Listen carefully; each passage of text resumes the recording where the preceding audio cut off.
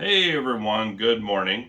Adam here, and I think I'm at pretty much the same spot I was during my last video, which was 2 days ago. So that would make what today, Friday, December 16th, 2023. I don't think I gave away my city last time. I live in Hartford, Michigan. That's Hartford, Hartford, Michigan. And we moved here to be closer to the grandkids and honestly, I really love this house too. Really awesome place. I'm happier in this house than I have been in a house since, oh goodness, 1994, I think. This is the happiest I have been in a house in nearly 30 years. So there's that. Let me set aside the music releases that I was talking about last time. And you might be saying, well, they're in the same spot. You didn't listen to them? Well, no, of course, because I got thousands of other releases all over the house, and I listen to all kinds of stuff. I have so many albums that I might only get to listen to a specific album maybe once a year or once every couple of years. But that's just me. That's how I do things. So we're just going to kind of freestyle like I did a couple days ago. I'm so happy to be back with you here. We're going to talk about trading card games, collectible cards, and so on today. And last time I got talking so much about music, I didn't even know that like half an hour had passed. So that's kind of funny. I'm actually going to be sorting cards while talking with you. So we're just going to dive right into it. These are Magic cards. If you know anything about games, Magic the Gathering, I believe, was invented in the early 90s by a guy named, was it Richard Garfield? Was it, who was it? Anyways, from my understanding, he was a Dungeons and Dragons player, which is a game I've played very little of. And he was looking for something to do in between games, like a smaller game. So he invented a trading card game where he could play creatures and spells against other players, and they could respond with their cards and so on. And it's become the most amazing thing. There are now tens of thousands of cards in the game. I think that almost no one person, in fact, I know that no one person has every single card, because just this year they released a one-of-a-kind card, the One Ring, because they expanded into the Lord of the Rings universe. But there are some people that have some pretty massive collections. I am twofold. I collect because it's in my nature to collect. Anybody who's known me for decades knows that I hold on to things. I wouldn't say that I'm a hoarder. You know, a hoarder is someone whose house is just full of junk, like rotting things and rotting food and stuff. I'm not like that. I am a collector though, and I try and keep my stuff very nice. If you were to look here in my boxes, most of my cards are sleeved in these penny sleeves, and I have thousands of cards in my collection worth several $1,000s. Now that's not if I sold them all at once. If I like sold to an individual buyer, they might be worth, 500 or 1,000. But if I sold them all individually, it's worth several thousand. And in addition, I also just like to play. I've sold, in fact, looking back, I've been playing Magic for about 7 years now or so, and maybe 8 years. I have sold one card in that entire time. I've traded a few, but I have sold one card in that entire time. That was because I opened a pack the other day, and it was Ristic Study. And Ristic Study was released in like this special foil. I didn't get the confetti foil version, but it was worth like I think I sold it for $140, $150. So that was pretty cool. But anyways, I collect, but I also play. Now, I'm not the smartest player or the best player. I don't do tournaments. Tournaments stress me out. And you may say, why do tournaments stress you out? Well, I don't do well in fast situations.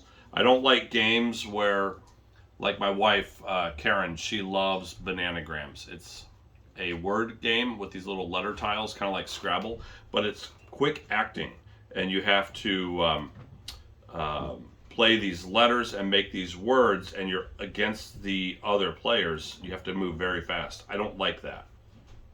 I like games where I can take my time and not worry about being rushed or pressured into making a decision. I don't think about things the way that many folks do, and it takes me time to arrive at a decision. As I sort here, I'm doing this alphabetically. I organize my cards by creatures, instants, sorceries, enchantments. Enchantment sagas are different, and planeswalkers and legendaries. I think I may have missed a category or two. But once I organize them, once I buy them, I then organize them into piles separated by card types. I don't sort by colors like a lot of players. I sort by card types. And then once I do that, I then alphabetize the cards. I put them into a database. I use Mana Box. I pay like $2 a month to Mana Box, and I get unlimited storage. So my entire collection of thousands of cards is cataloged in Mana Box and alphabetized in these boxes, so that anytime I need a card, I can flip right to it within a minute and grab that card to put in a deck. The other nice thing about Mana Box is that I can build my decks digitally on my phone, in my recliner upstairs while watching TV or whatever, or listening to music. I can build my deck. Once I'm happy with how it looks, I then create a pick list, and I can come downstairs here and then pick all the cards for that deck and put it together. And that way I'm not physically sorting through cards looking for the best cards for my deck. I build it digitally. I believe this is the best system that works for me. Other people have other systems, and that is cool. There is no wrong way to do this game. I always say there's no wrong way to do anything that is amoral. So if it's music or the arts or gaming or whatever, you do it how you want it. There's no right or wrong way. If you want to listen to country music, which I think sucks, but if you want to listen to country and western music, then listen to it. And nobody can tell you otherwise, because it's amoral. That means it's not moral or immoral. It's just a thing you do. It's the arts. If you like certain paintings, if you like a painting, if you have a canvas on your wall that's just straight black, then that's cool. That's you. You do you. I don't care. I actually kind of like that. I might do that. But maybe you have a canvas on your wall that's all the colors of the rainbow. Hey, that's all right. Nobody can tell you different, because these are amoral. It's when we start affecting others' lives in negative and positive ways that things can become right or wrong. And so, you do you. This is how I do me. This is how I play. Hey, check out these sleeves here. I like to protect my decks in sleeves. And these are some joke sleeves from, if you watch MTG Remy on YouTube, he often says that his videos are sponsored by Sven's Comics and Lutefisk in downtown Fargo, North Dakota. And he actually had some sleeves made up for that, and I thought that was funny. So I bought some. I'm going to put my next Commander deck in them. So, yeah. Now, with Magic,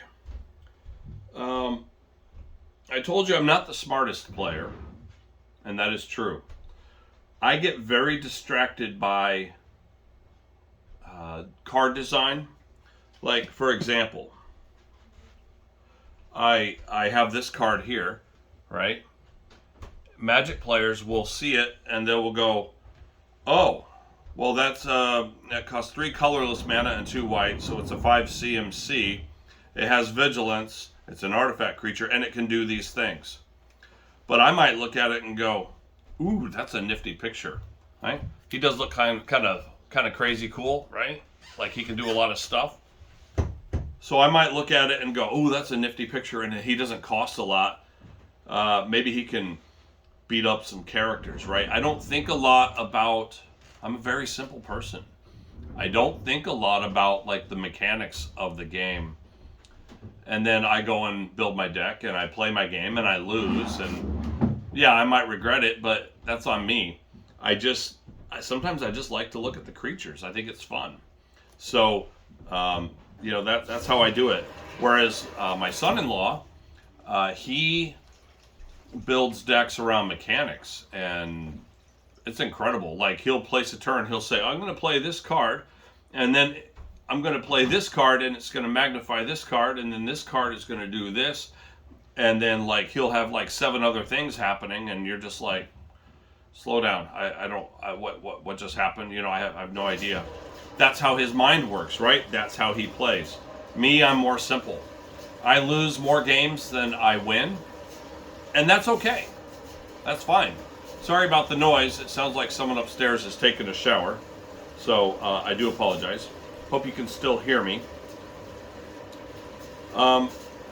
Honestly, like I said, I lose more games than I win, but I don't care because I have fun playing the game. And if I got to play for most of the game and maybe got to mess up some superb plans of another player that's better than me, then I had fun. I'm around my family. I'm around my friends. I had fun. I don't typically play Magic against strangers. I have nothing against strangers. I just, I would prefer to be around family and friends. And so that's who I play with. Not a smart player, but that is what it is. I'm going to stop sorting for a minute. I've just been alphabetizing. I'm going to show you this new game that I've been getting into. I think that Disney wanted to get into the trading card game heavily because right now Hasbro, which owns Wizards of the Coast, which owns Magic the Gathering, Hasbro has been doing so well. People just buy up Magic. Anytime they have a printing of anything, people just buy it. And so Disney said, we want in on that, so they created a game called Lorcana. And I'll show you what like one of the cards looks like. So here's Genie, right? And basically with Lorcana, creatures have the equivalent of like power and toughness, and there's spells that you can cast. And the neat thing about it is Disney has like 100-year-old universe, and creatures and events and artifacts and things that go back 100 years in many cases. And so they have this huge universe they can build from. And it's a pretty cool business move on their part. Now, Disney is, I'm not going to pull any punches. Disney is evil. I even had some question like, should I be buying these cards and supporting Disney? But I did buy some cards just to kind of see what the game is like. I did actually pull a somewhat valuable one. I've got Stitch here, Stitch on a surfboard. And I think he's worth like 20 or 30 bucks. Stitch Carefree Surfer. So I'm going to hang on to these. I don't know if I'll play Lorcana. I am hearing word that the game is very enticing to women and girls. Because let's face it, Magic the Gathering is dominated by men and boys. I don't know why that is, but girls don't typically play Magic. A number do, but not as many as guys. But they are enjoying Lorcana. And so guys who play Magic are now able to play a game with their wives, daughters, and girlfriends, and friends who are girls. And so Lorcana seems to be the ticket to that. So I'm going to delve into it a little bit. I might try and play a game if I can build a deck, and if I can find other players to play with. I don't think I want to go to the local game store and play with a bunch of those weirdos, but we'll see if I can find some friends and family to play with, and so on. I think that might be about it for today, just a little bit of a shorter episode. I'm not as knowledgeable about gaming tabletop gaming and card gaming as I am music and movies, which I think I should probably do a movie segment soon. Man, I love these cards though. Look at that. Look at that. Look at that forest, right? Some of the new designs on these basic lands are so cool. Love that forest. And this plains here, so cool. Love it. But yeah, I think I'll do some movie stuff soon. My movie collection is enormous. I have over 1,200 DVDs and Blu-rays and VHS. I've even got some laser discs. I'll show those off. Let me quickly tell you who my shirt is. Morzan. So this is a new artist, but they are not new to music.